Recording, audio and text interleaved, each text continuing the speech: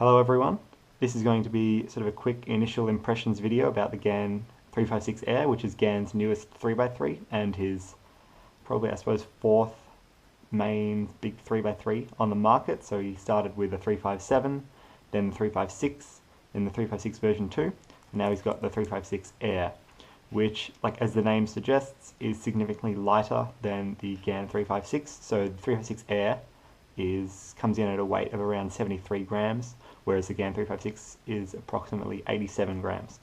And also there's been a lot of alterations and modifications to the design of the cube itself, basically aimed at improving the stability of the cube, which was sort of a key complaint from a lot of people with the 356, is that out of the box particularly, it wasn't super stable and could take a lot of time to work in, and you could sometimes have sort of hit or miss 356 cubes.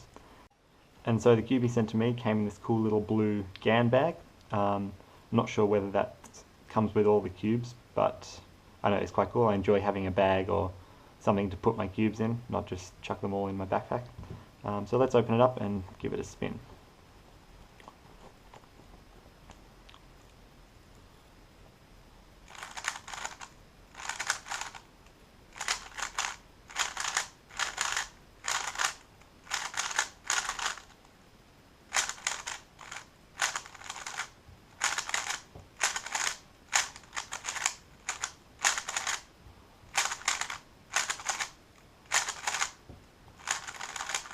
Alright, let me have a solve of this.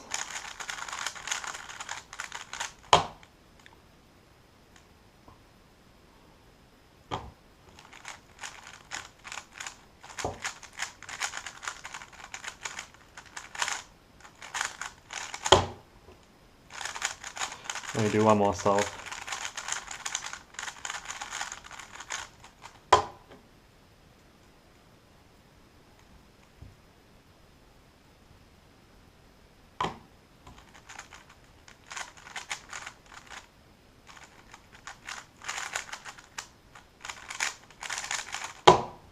Yeah, it's quite nice. Definitely for a cube out of the box, it's very, very impressive. I can definitely feel how light it is, and I would have expected such a light cube to feel a little bit flimsy, but it feels very, very solid, actually. In terms of the turning speed, is actually quite a fast cube. I'm sure I'll sort of play around with the tensions and lubricate it to my liking, but yeah, the turning speed is reasonably fast. I can definitely feel also that out of the box the stability has improved compared to something like a 356 right out of the box. And yeah, it sort of has a dryish feeling to it. I'm not sure if I think it's been lubricated in the factory, but maybe not a great deal. But yeah, it does have a little bit of a dry feeling right out of the box. But yeah, I quite like it actually. So I'll definitely be doing a bunch of solves over the next few days, and I guess report back to you with my initial impressions. But basically, yeah, I quite like it. Looking forward to doing some solves on it, and I'll get back to you. So enjoy the solves.